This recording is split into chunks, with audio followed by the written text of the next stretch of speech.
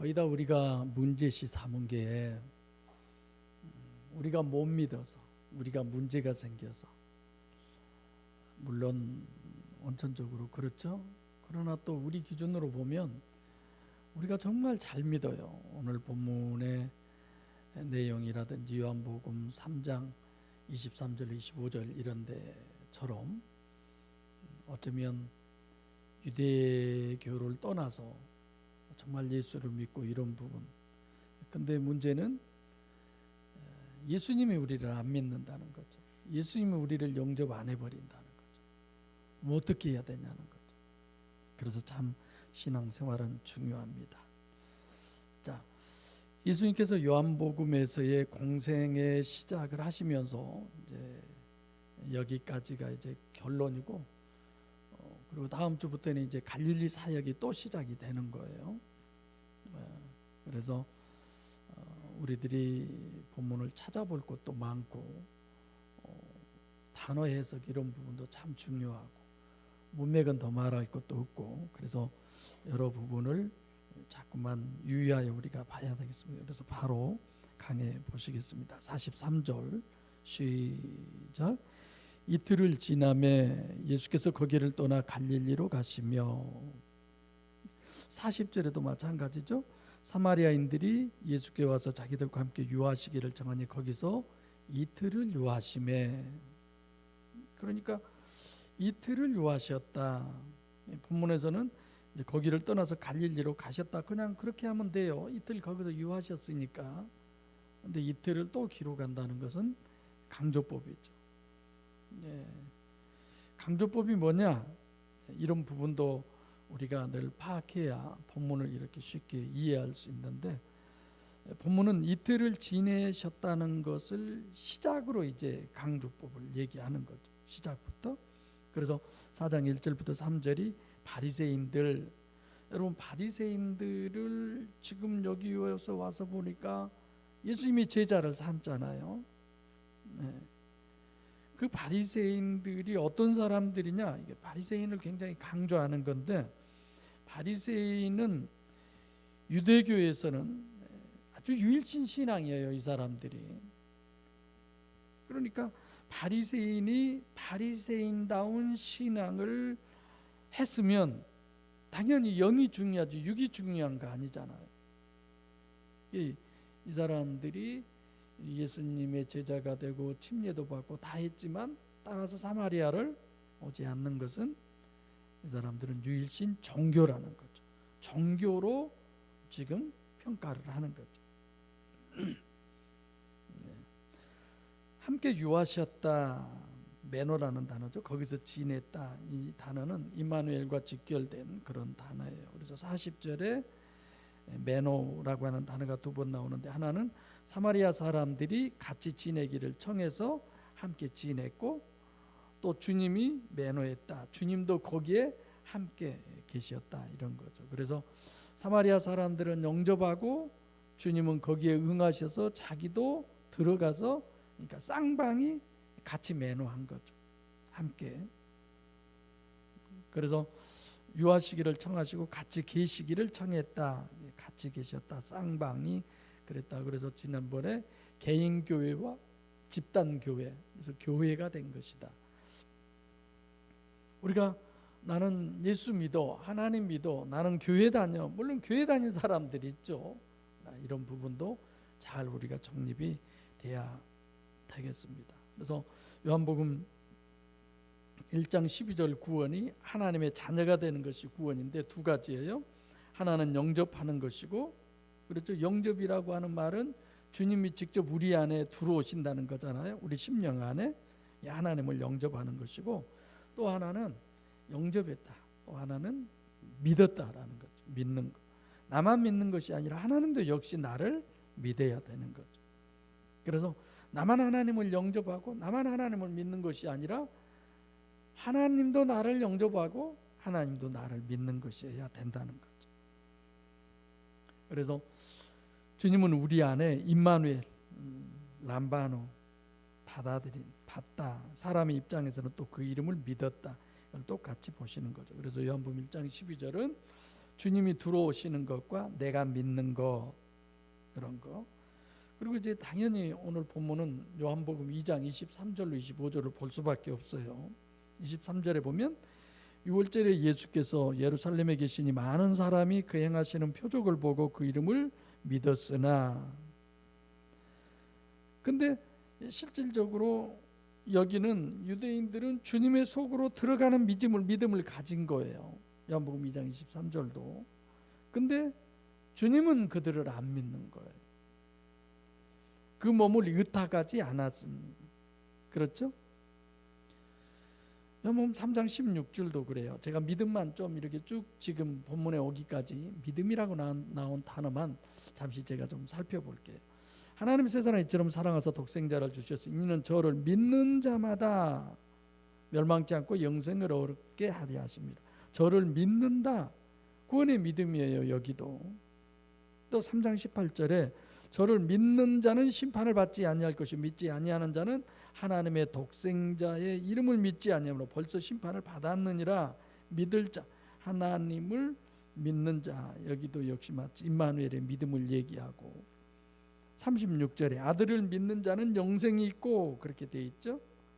역시 마찬가지예요. 아들을 믿는 것도. 그 다음에 4장 39절 요한복음 1장부터 쭉 해서 피스티오, 이 부분은 전부 다 믿음이라고 하는 피스티오 에이스 아우톤이라고 하는 이 단어가 이게 모두 6번이나 나와요. 근데 문제는 주님이 거절하시니까 문제죠. 요한복음 2장 23절에. 그래서 그 요한복음 3장 15절도 이는 저를 믿는 자마다 영생을 얻게 하려 하심이니라. 저를 믿는다는 것도 역시 피스티오 엔 아우톤이에요. 그러니까 N은 인이잖아요. 인과 같은 그 안에, 그러니까 하나님이신 주님 속의 믿음이다, 이런 뜻인데, 그래서 오늘 본문도 이틀을 지나심에 예수께서 그렇게 돼 있죠. 본문은. 근데 원래 번역에는 예수란 단어가 없어요. 대명사도 없고 아예 없어요. 거기를 떠나 갈릴리로 가시며, 그러니까 사마리아에서 나오셔서 그냥 이렇게만 얘기하셔도 되죠. 그래서 우리가 성경에 보면 이제 또 수요일 날, 이번 주 수요일, 그 다음 주 수요일도 이제 계속 영적인 부분에 대해서 하겠지만 누가복음 1장 28절에 보면 가브리엘 천사가 마리아한테 현현해요. 뭐 어떠느냐면 그에게 들어가 가로되 은혜를 받은 자여 평안할지어다 주께서 너와 함께 하시도다 하니, 이런 단어인데 그에게 들어가라고 하는 게 지금 같은 의미예요. 마리아 그녀 속으로 들어갔는데 인투 속으로 들어간 그런 의미죠.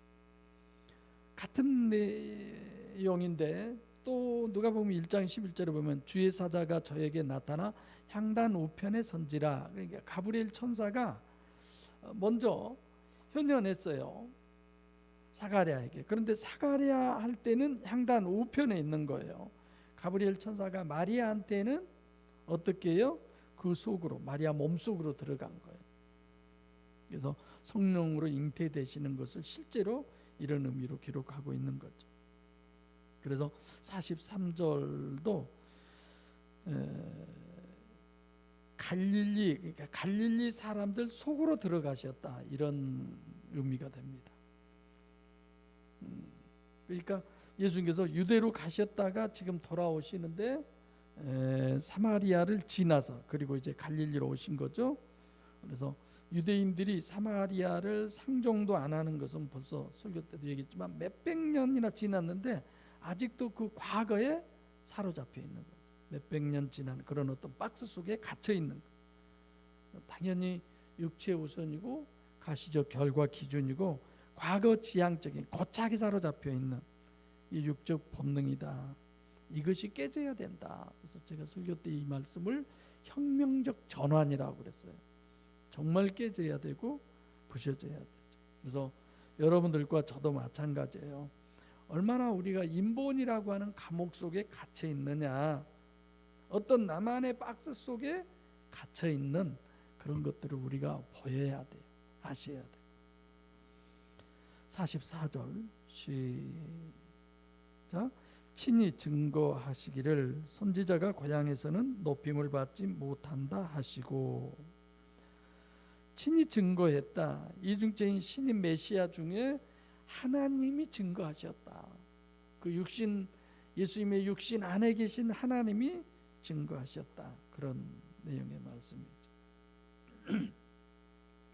그리고 이제 선지자인데 왜 선지자일까? 제사장도 아니고. 선지자라고 하는 개념은 일단은 이건 이중체의 역사, 이중체다라고 하는 것을 생각해야 돼요. 예를 들어서 아모스 선지자가 가장 대표적이지만, 멀쩡하게 양 기르고 있던 사람이 어느 날 갑자기 하나님의 신이 임했다고 그냥 영딴짓거리를 하는 거야. 그런 거죠. 좀 미친 거 아니야? 뭐 이럴 정도로 전혀 다른. 그러니까 주변의 사람들이 깜짝 놀래죠. 좀 왜 저래? 뭐 이런 것도 없이 제가 그 강신무당으로 그렇게 설명하면 여러분들이 잘 이해하신 줄로 압니다. 그래서 예수님께서도 고향에 가셨을 때, 육신적으로 고향 나사렛에 가셨을 때 다른 사람들이 주님이 보기가 이제 달라졌냐, 그런 거 아니죠? 그러니까 이런 얘기예요. 제사장이 돼가지고 가면 겉도 다르고 뭐 여러 가지, 그래서 저 제사장이 됐구나 이런 건데, 예수님이 어느 날 갑자기잖아요. 천천히도 아니고. 얼마 전까지만 해도 그냥 뭐 우리 표현대로 하면 뭐 지게가 고장 나거나 쟁기가 뭐 어쩌거나 그러면 가지고 가서 그런 걸 고쳐주고, 뭐 그런 거 고칠 거 걷어다가 고쳐다 주고 돈 벌어서 먹고 살고, 이런 상황에 있었던 사람이 갑자기 내가 하나님이다, 이해가 가능하겠어요?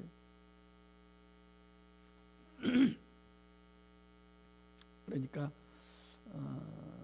여러분들과 제가 그런 생각을 하셔야 돼. 이 부분은 목수였잖아. 친의 남동생도 있고 여동생도 있고, 저 요셉의 아들이고 어머니는 마리아고, 뭐 이런 것. 그러니 쉽게 받아들이겠어요? 그래서 그 전에는 목수였던 사람이 성경을 가르치고 표적을 행하고, 이중체를 일단 우리들이 알아야 되고, 그래서 예수님도 이중체, 그걸 지금 선지자로 그렇게 표현을 한 거죠. 선지자. 아무 뭐 변화도 없는 그런 사람 안에 하나님의 영이 임해서 이중체, 이런 부분. 그리고 또 하나는 선지자라고 하는 것은 존경을 지금 받지 못한다고 표현한 것은 왜 그래요? 인간은 가시적 결과가 다예요. 주님의 속은 보지 못하고 겉만 보니까, 뭘 네가 뭐 태어날 때부터 뭐 다 우리가 알고 뭐 이런 건데 무슨 네가 하나님이야. 그러니까 선지자를 못 알아보는 것을 고향에서 왜 못 알아볼까요? 과거의 그 틀에 사로잡혀 있기 때문에, 과거의 고착에 사로잡혀 있기 때문에 그러는 거예요. 아까도 얘기했지만, 아니 목수의 아들 아니냐 너, 그런데 네가 언제부터 그랬다고 그래, 뭐 이런 거죠. 그래서 인간의 가장 문제는 육은 이런 과거라고 하는 것에 사로잡혀 있기 때문에 그러는 거예요. 그걸 깨트려야 되는데, 있는 대로 보는 것이 아니죠. 지금이 중요하고 그런 거지. 그러니까 다 자기 마음대로 보는 거고, 자기 중심적이고 짐작이에요. 그걸 고향으로 이렇게 표현을 한 겁니다.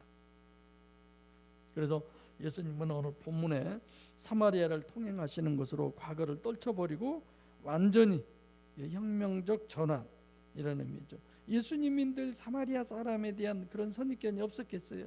있지. 그러니까 그렇게 돼야 하나님과 영적인 교제가 되고 구원을 받을 수 있다. 그것을 사마리아를 통행하시는 거죠. 그래서 성경에 이런 군데 몇 군데 있잖아요. 창세기 12장 1절로 2절에도 하나님께서 그러죠. 아브라함에게 내 본토 친척 아비집을 떠나 내가 내게 지시할. 과거에 매여 있으면 안 돼요. 거기를 떠나라는 거죠. 벗어나라는 거죠. 이스라엘을 출애굽시키는 목적이 그들을 가나안에 보내기 위해서였잖아요. 그런데 애굽에서 나온 이스라엘이 40년 동안 광야에서 헤매다가 다 죽어요. 딱 2명 빼고. 그러니까 성경적 의미로는 여호수아와 갈렙밖에 없는 거예요. 60만이 다 죽어요. 그것이 말이 60만이지 있는 수 다 세면 200만이 훨씬 넘는 수잖아요. 홍수 때도 왜요? 8명 뿐이고, 소돔과 고모라 때도 뭡니까? 그 롯의 처. 왜 그 처가 소금 기둥이 돼요? 뒤돌아봐서 과거에 사로잡혀 있어서 그런 거죠. 그러니까 사람들은 상당히 보수적이에요. 그리고 자기중심적이고 과거지향적이고 이런 것들이 참 문제죠. 그러니까 사람 소개할 때도 그 사람이 나하고 관계에서는 정말 좋은 사람이었지만 다른 사람과는 원수도 될 수 있잖아요. 그래서 미리서 내가 그 사람에 대해서 소개를 다 해버리면 그 사람이 볼 그런 모든 부분들이 다 흩어져 버리죠. 그러니까 사람 소개할 때도 본인이 겪어봐. 사람은 사람마다 다 다르니까 뭐 이럴 수 있듯이 성경에도 그런 부분이 참 많아요. 구수 여인 결혼 이런 문제도 그러고. 그래서 여러분들도 내가 율신 종교로 지금 목양교회를 나오고 있는지 율신 신앙으로 지금 신앙생활을 하고 있는지 또 내가 어떤 신앙생활을 해야 할까를 항상 결정하셔야 돼요. 그래서 에녹의 동행 하나님과 할락하고 계시는가? 내가 처음부터 이런 설교들을 했지만 정말 하나님하고 할락해야 되는데 동행해야 되는데 그 말라기 3장 7절로 12절에 하나님께로 돌아오라 내게로 돌아오라 그걸 제가 11절로 설교를 했잖아요. 하나님께 돌아온 것이 뭐냐? 과연 여러분들이 11절하고 하는 의미 눈에 보이는 그 생명의 모든 것은 나를 살리기 위한 하나님이 내게 저것이 내 생명이야 이런 부분의 의미를 제가 말씀드렸는데 얼마만큼 우리 식구들이 그걸 생각하고 있는 건지 궁금할 때도 있어요. 45절 다 같이 시작. 갈릴리에 이르심에 갈릴리인들이 그를 영접하니 이는 자기들도 명절에 갔다가 예수께서 명절 중 예루살렘에서 하신 모든 일을 보았음이더라.